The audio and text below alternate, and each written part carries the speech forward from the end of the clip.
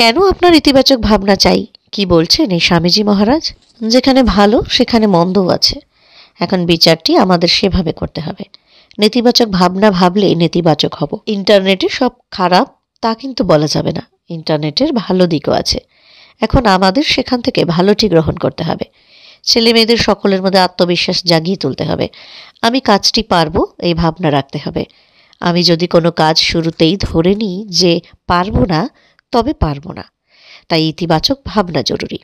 ঠাকুর শ্রী রামকৃষ্ণ পরমহংসদেব এবং স্বামী বিবেকানন্দের দর্শনকে সামনে রেখে ইতিবাচক ভাবনা কেন জরুরি তার ব্যাখ্যা মেলে ধরলেন রামকৃষ্ণ মিশন শিলিগুড়ি সেবক রোড শাখার প্রধান স্বামী বিশ্বধরানন্দ মহারাজ।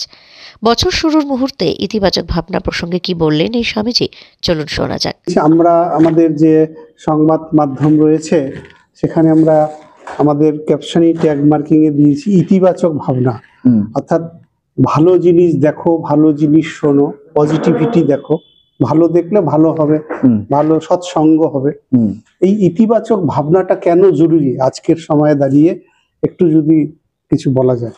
ইতিবাচক ভাবনা, পজিটিভ থিঙ্কিং কেন দরকার? না, পজিটিভ ছিলাম, স্বামীজি বললেন অলওয়েজ থিঙ্ক পজিটিভ। তো পজিটিভ কেন? আর পজিটিভ যদি না ভাবি তাহলে তো আমি জীবনে সাকসেসফুল হতে পারবো না।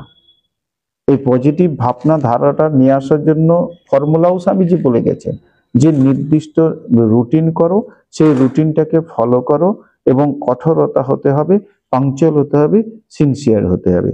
এবং ইতিবাচক যদি না ভাবি তাহলে তো আমার স্বাক্ষর হবে না। আমি যদি প্রথম থেকেই ভেবে নিই আমার দ্বারা কিছুই হবে না, আমার দ্বারা কিছুই হবে না, আমি আর কি, আমার বাবা রিক্সা চালিয়েছে, আমিও এই রিক্সাই চালাবো, আলটিমেট আমার এইটাই হবে গোল। কিন্তু না, তুমি পারবে। পাশের বাড়ির ছেলেটা যদি পারে তাহলে আমি কেন পারবো না? এই যে মনের মধ্যে একটা খিদে, আত্মবিশ্বাস, ওটাকে নিয়ে আসতে হবে। এই আত্মবিশ্বাসটাকে জাগিয়ে তোলার জন্যই তোমাকে পজিটিভ থিঙ্কিং করতে হবে। এবার আমি যদি ইতিবাচক না চিন্তা করি, প্রথম দিকে যদি ভাবি হবে না, আবার এখানে গেলাম, না রে ভাই খুব টাফ আছে, আইএস খুব টাফ, আইপিএস খুব টাফ। না, টাফ কোথায়? তুমি তার জন্য পড়তে হবে। আমি ইতিবাচক, আমি প্রথম আমি বাড়ি থেকে বেরোলামই না, না বেরিয়ে বলে দিলাম যে আজকে বাজারে কিছু পাবো না। আর আজকে বাজারে পেতে গেলে তার জন্য আমাকে কি করতে হবে? টাইমে যে বেরোতে হবে, ঠিক সময়ে গিয়ে পৌঁছতে হবে, আমি আমার যেগুলো পাওনার সব পাবো। আমি এনজিপিতে যদি ট্রেন ধরতে যাই, আমরা যদি দার্জিলিং মেল ধরি 7:45 বা 8টা যে টাইম দেওয়া আছে, আমাকে প্রথমে ঠিক করে নিতে হবে এখান থেকে কতক্ষণ যাবে। তার মানে কি যে কোনো জিনিসে একটা প্রোগ্রামিং দরকার হয়, একটা প্ল্যানিং।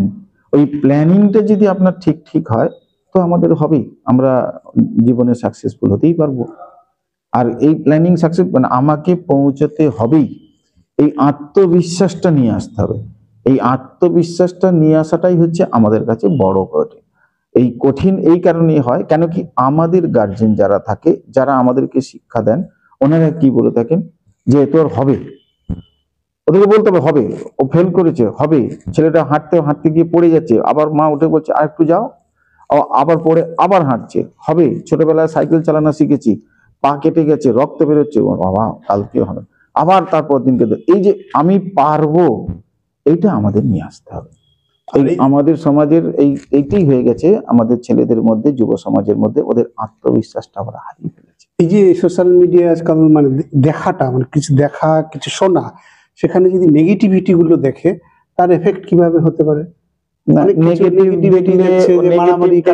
মেন্টালিটিটা ওইদিকে চলে যাবে।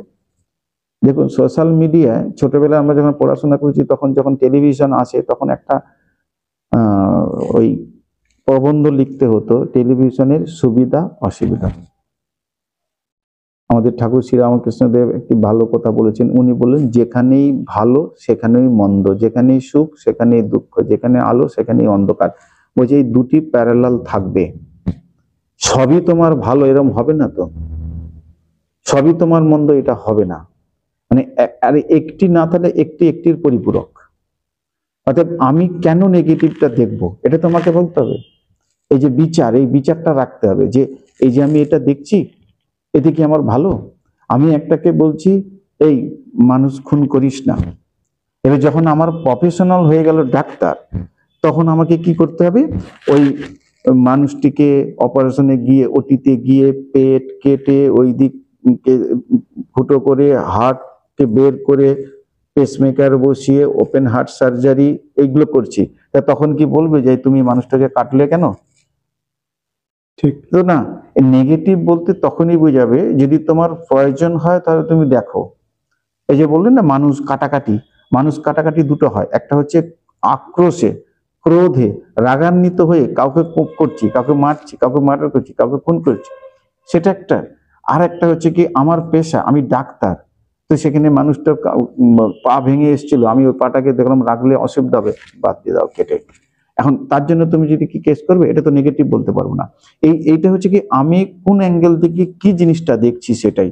এখন আমি বলে না এই নেট এসে সব গেল, ছেলেগুলো নেটে অনেক কিছুই আছে, ভালো আছে মন্দ আছে, আমি কেন মন্দের দিকে যাব? কেন আমি নেগেটিভের দিকে যাব? আমি তো পজিটিভটা নেব। তো সেই পজিটিভটা নিতে গেলে আমাদের এটাই আসবে।